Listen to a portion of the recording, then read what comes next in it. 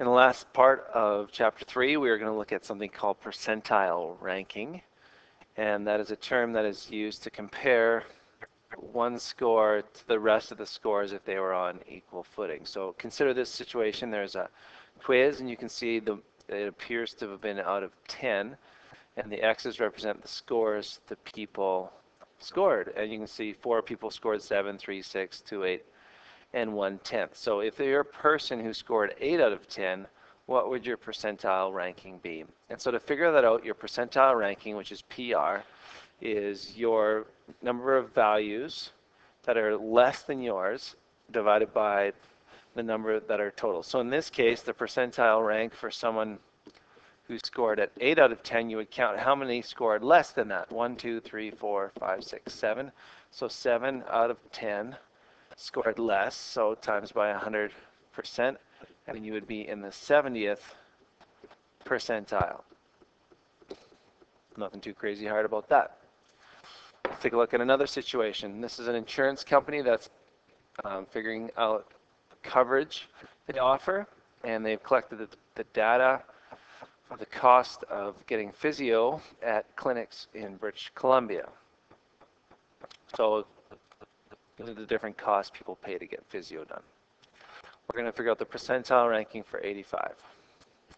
So in order for us to do that, we need to figure out how many are going to be less than and how many are greater than. So what I did is I just arranged them in order here, and we can clearly count how many are below 85.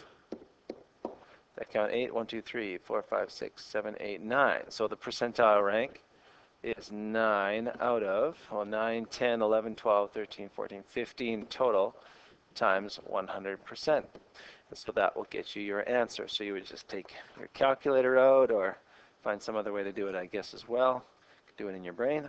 Either way, that's 60%. So that would be the 60th percentile.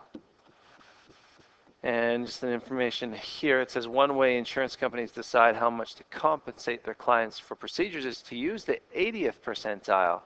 What would be the 80th percentile in this case? Or in other words, what value out of 15 would equal 80%, which is this value? And how do you solve that? Well, I would just multiply both sides by 15 to get x by itself.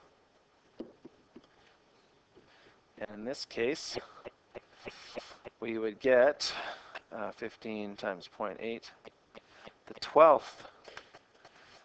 out of the 15. So x is 12, I guess, not 12 out of 15. So if we find the 12th one, that was 9, 10, 11, 12, that would be the 95.